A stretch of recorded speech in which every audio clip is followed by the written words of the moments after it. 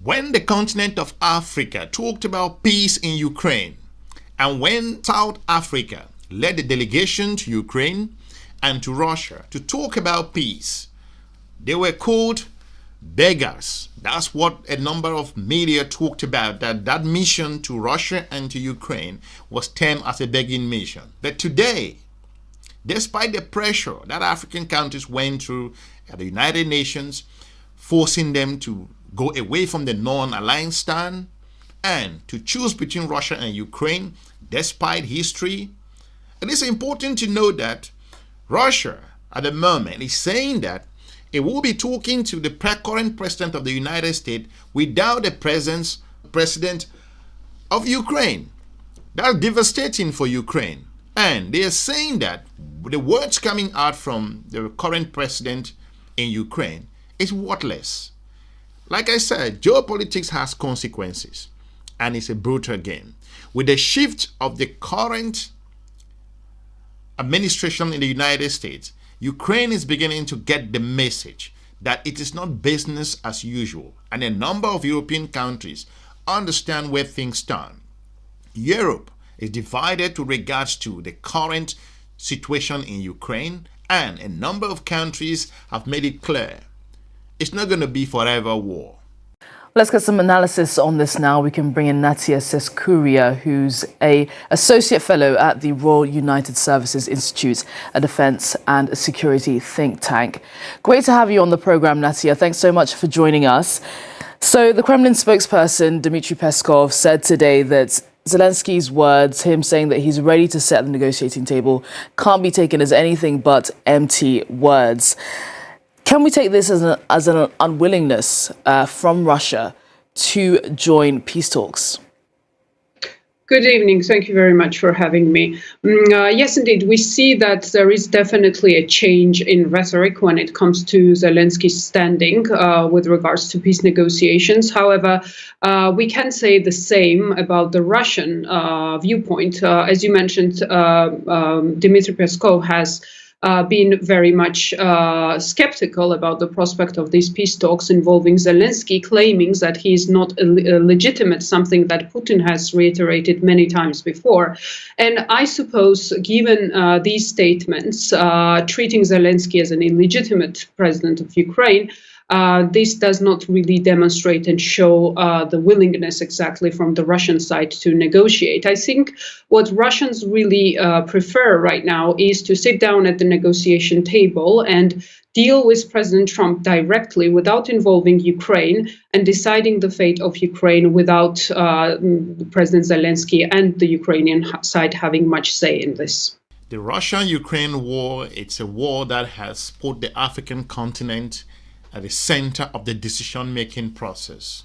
Remember, Russia just said it does not take the words of the current president of Ukraine seriously.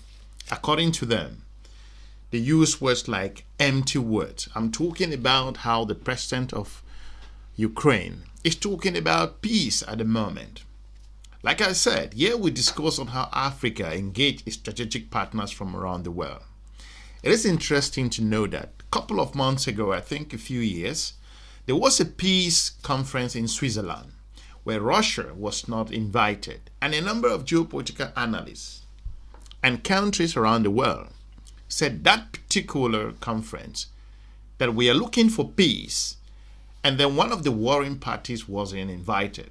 Today, the Ukraine president, Mr. Zelensky, is saying that he is ready to take the risk to sit on the same table with the Russian leader, Vladimir Putin. How amazing is this? Make no mistake, African countries came under enormous pressure from the United Nations to looking at the vote, the resolution to condemn Russia at the time, and the continent of Africa was split with regards to their decision-making process. And that goes a long way, like what I've been saying, that geopolitics is a brutal game. And where does Africa stand in this? A number of African countries came under huge pressure. South Africa, Eritrea, Tanzania, Uganda, all of these nations were struggling to make their decision based on the section that they have chosen, but their geopolitical partners will put them under enormous pressure. South Africa is an example. It is important that African nations decided to go to Ukraine and Russia. That delegation was led by the president of South Africa, including Zambia, I think Egypt, Algeria, a number of other leaders, to seek for peace regards to this war. I think the message is sinking to the country of Ukraine that the geopolitical environment has shifted. With the current United States of America's president, Donald Trump, is sending a strong signal that it won't be business as usual. And Zelensky, in that interview yesterday, said that he considers Putin an enemy. He also said that he believes the Russian president probably considers him as well as an enemy. Him then saying that he's still willing to sit at the negotiating table, which will be him sitting opposite Putin, that really shows that he's very, very keen to have peace, isn't it? Absolutely. He mentions that him speaking to Putin directly is a concession itself. And he's right. I mean, he should be treating Putin as enemy. And it's unlikely that Putin will treat him otherwise as well.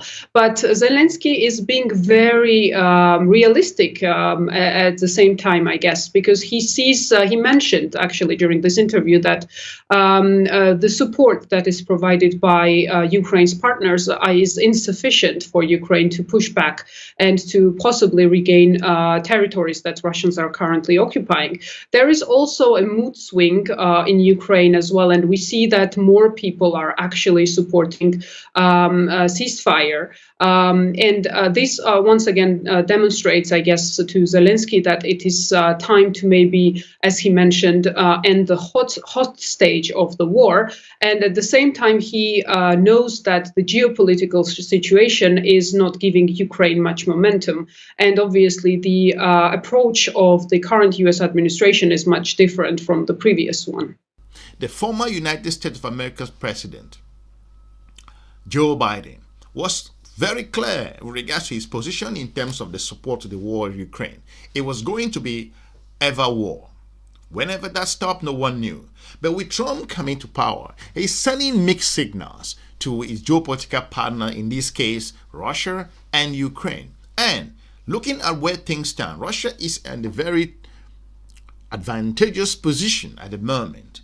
And when the president of Russia is saying that they don't trust the leadership in Kiev and that they were willing to talk to Trump without even the president of Ukraine, that sends a strong signal. I think Ukraine and European Union in particular should pay attention on this conversation.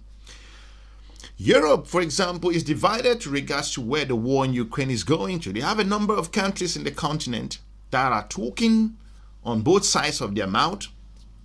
You have other countries that are pretty clear in terms of their support. However, the shift is not need to be explained. Everyone knows where things are heading to. And by the president of Russia saying that they want to discuss the future of Ukraine with Donald Trump without a country of Ukraine sitting on the same table, I think that's a fundamental blow for the country of Ukraine. It is also important to note that the billions of US dollars being thrown at this war. A number of countries in Europe have been affected in terms of the energy crisis, and some were having their cheap energy from the country of Russia. And African nations, to an extent, felt huge pain. And when African leaders went to Ukraine to talk about the Black Sea deal to end the blockade and grains should be sent back to the continent of Africa, which was not just in the continent, it was supposed to go to other countries around the world, it was termed a begging mission. That's the reason why the South African president came out clear and mentioned that Africa was going there to talk about peaceful issue, not to beg for grains. There were challenges that some countries in Africa felt difficulties in terms of the all of a sudden war that happened. But for the country of Ukraine to all of a sudden 90-degree turn, talking about sitting on the same table, I think it's dawning on Ukraine that this was never going to be an ever-ending war or a never-ending war. At the end of the day, No matter how long the war takes, both parties will sit on the table to talk peace. And that's what we are seeing here at the moment. Natia, I just want to circle in on what you mentioned a bit earlier, talking about the lack of supplies that Zelensky has been complaining about. Today, we had the Kremlin slam Zelensky's comments, him suggesting that Ukraine should be allowed to have a nuclear deterrent if it's unable to join NATO. Having nuclear weapons in Ukraine's arsenal could really escalate things, couldn't it? I don't really think that this is something that Ukraine's partners are currently discussing in terms of providing, in terms of it being an element when it comes to providing Ukraine a security guarantees. Obviously, the question of security guarantees is very serious, but I think NATO allies and as well as, of course, United States would be very much cautious and reluctant to give Russia a reason to say that NATO is trying to escalate the war. And nuclear weapons have always been part of Russian rhetoric, part of Russian threats. And I don't really think that there is a reason to believe that the West would try to somehow use this as part of its leverage on the negotiation table. A number of African nations are beginning to pay attention. Like I've said, geopolitical partners will always push Africa on left and right side. But the continent must make its stance pretty clear where it stands on international issues. The example at the United Nations resolution where a region voted against that particular resolution, it sent a strong signal to Washington. But Washington, with the change of the leadership in Washington at the moment, I think Europe does not doubt where things stand at the moment. And Ukraine understand with the hawkish current Secretary of State of the United States of America, who came out clear and was very skeptical with regards to the support. Remember, Marco Rubio voted against the $600 million US in support that Joe Biden pushed the Congress for the Russian-Ukraine war. So if you imagine that now the Republicans are leading and you expect that this same war will continue, and according to the global understanding, this war has costed billions of US dollars and it has affected a lot of economies in Europe and a number of European countries and political parties in other regions across the continent of Europe do not sit well with regards to the current decision. I think Europe, to an extent, should step up to the plate and start making its own decision, because Europe has been following the United States behind in a number of areas, and this is dawning on a number of European countries. Germany, for example, is facing a lot of challenges in several areas, looking at the North Sea gas pipeline and all of these intricacies that are related to this particular war. So the bottom line here is that the message is clear. Ukraine understands where it stands in this particular peace deal. And the earlier they move things forward, the better. Country of Russia saying that they do not recognize or they won't be part, or they can have this conversation with the President of the United States, President Donald Trump, without Ukraine, it is a really wrong signal for Ukraine to an extent. Let me know what you think with regards to this particular geopolitical back and forth between Ukraine and Russia and the shifting geopolitical shift in the continent of North America, I would say. And more importantly, where does Africa fit in? Now, the world is beginning to understand that there is no two-way to go in regards to this war. Leave me a comment. I will be looking forward to meeting you soon in our next episode. Have a good day. Bye-bye.